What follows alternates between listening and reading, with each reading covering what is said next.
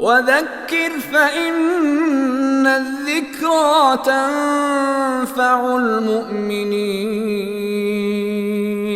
ومبتسما حلوا كالنور يسعى ليعمر دنياه وهو رقيق الطبع صبور. الإسلام سلام فينا يزرع فينا. الحمد لله رب العالمين والصلاة والسلام على رسول الله الأمين نبينا محمد وعلى آله وأصحابه الطيبين الطاهرين ومن تبعهم بإحسان إلى يوم الدين. اما بعد، ستر عورت کی دین اسلام میں کتنی زیادہ تاکید وارد ہوئی ہے اور اس کی کیا اہمیت ہے، اس کا اندازہ آپ ایک حدیث مبارکہ سے لگائیں۔ بہز ابن حکیم اپنے والد سے اور وہ اپنے والد سے بیان کرتے ہیں کہ انہوں نے کہا، یا رسول اللہ، عوراتنا ما نأتی منها وما نذر، کہ اے اللہ کے رسول صلی اللہ علیہ وسلم، جو ہماری شرمگاہیں ہیں ہم ان میں سے کیا ظاہر کریں اور کیا چھپائیں؟ تو نبی صلی اللہ علیہ وسلم نے فرمایا، احفظ عورتک الا من زوجک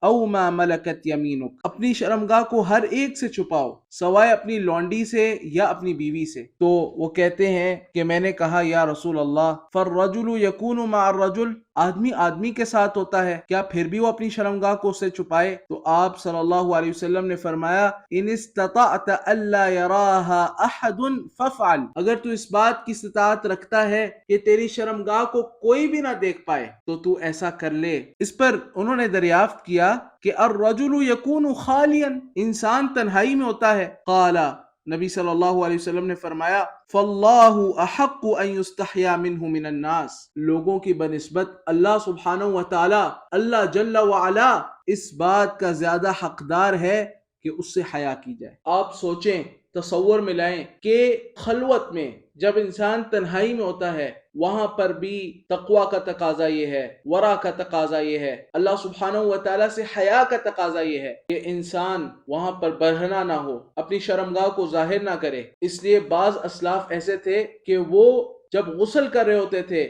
تنہائی میں تو اس وقت بھی نیچے بیٹھ جاتے تھے اور جب فارغ ہوتے تھے تو فوراً اوپر کچھ پہن لیتے تھے، اس لیے کہ اللہ سبحانہ وتعالیٰ تو دیکھ رہا ہے۔ اس سے آپ اندازہ لگائیں کہ وہ دین جو یہ پسند نہیں کرتا کہ ایک مومن، ایک مومنہ وہ تنہائی میں بھی بے لباس ہو، اس دین نے کتنی شدت سے منع کیا ہوگا، کتنی سختی سے منع کیا ہوگا کہ لوگوں کے سامنے برہنہ ہوا جائے، اپنی زیب و زینت کا اظہار کیا جائے۔ اللہ سبحانہ وتعالی ہم سب کو حق بات کو سمجھنے کی توفیق دے۔ وَبِهَذَا الْقَدْرِ أَكْتَفِي الْيَوْمَ وَبِاللَّهِ تَعَالَى التَّوْفِيقُ وَصَلَّى اللَّهُ وَسَلَّمَ عَلَى نَبِيِّنَا مُحَمَّدٍ وَعَلَى آلِهِ وَصَحْبِهِ أَجْمَعِينَ۔